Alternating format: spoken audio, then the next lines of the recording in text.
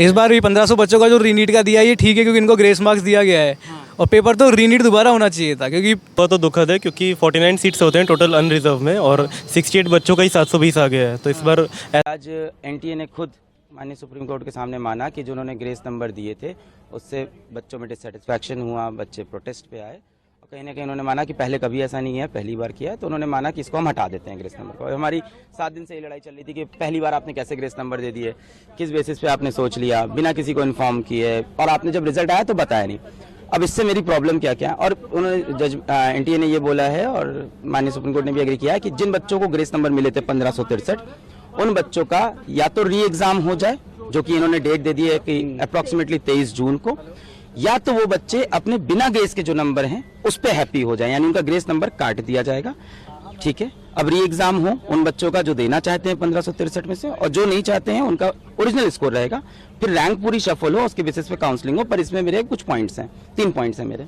सबसे पहला पॉइंट ये है कि आज एनटीए 7-8 दिन बाद आके माननीय सुप्रीम कोर्ट के सामने खुद एग्री करता है कि ग्रेस वाला जो पूरा हमने जो किया है ये गलत है, इसको हटा देते हैं। कहीं ना कहीं एग्री किया।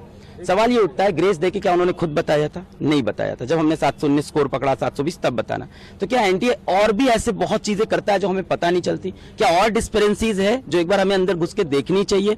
ये तो पकड़ा गया 719 720 से, क्या ऐसे और भी मामले हो सकते हैं? तो कहीं ना कहीं ट्रस्ट का इश्यू है। दूसरा बात, उन्हीं बच्चों को ग्रेस मिला था और उन्हीं को री एग्जाम की अपॉर्चुनिटी मिल रही है जो माननीय हाईकोर्ट पहुंचे थे एग्जाम के बाद कि उनका समय का नुकसान हुआ है। बहुत सारा बच्चा माननीय हाईकोर्ट नहीं गया क्योंकि किसी को नहीं पता कि बाद में ग्रेस नंबर मिलते हैं, पहले कभी नहीं हुआ।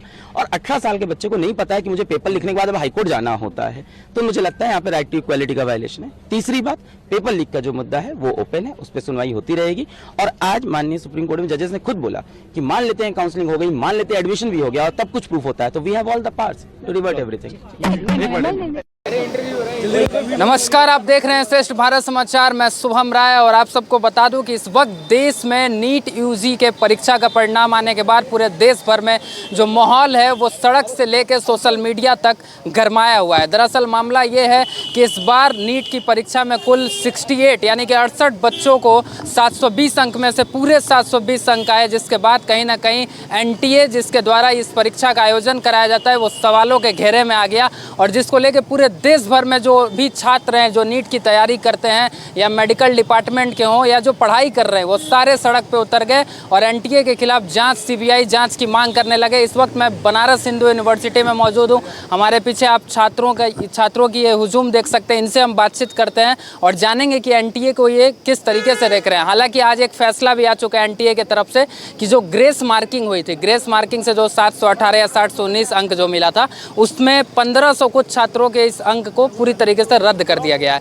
हालांकि हम आप लोग से ओपिनियन लेते हैं, शुरुआत करते हैं। क्या नाम है आपका? चिराग अग्रवाल। क्या कहेंगे आप, इस तरीके से पहली बार हुआ है? क्योंकि हर बार 2 या 4 बच्चे 4 या 6 बच्चे ही टॉप करते हैं, लेकिन इस बार 68 बच्चे टॉप। इस बार भी 1500 बच्चों का जो रीनीट का दिया ये ठीक है, क्योंकि इनको ग्रेस मार्क्स दिया गया है। और पेपर तो रीनीट दोबारा होना चाहिए था, क्योंकि प्रूफ हुआ है पटना में कि पेपर लीक हुआ है। लेकिन ये बच्चों का सिर्फ 1500 बच्चों का करा रहे हैं, ये गलत है। 1500 ज़्यादा रैंक ऊपर नीचे होगी नहीं।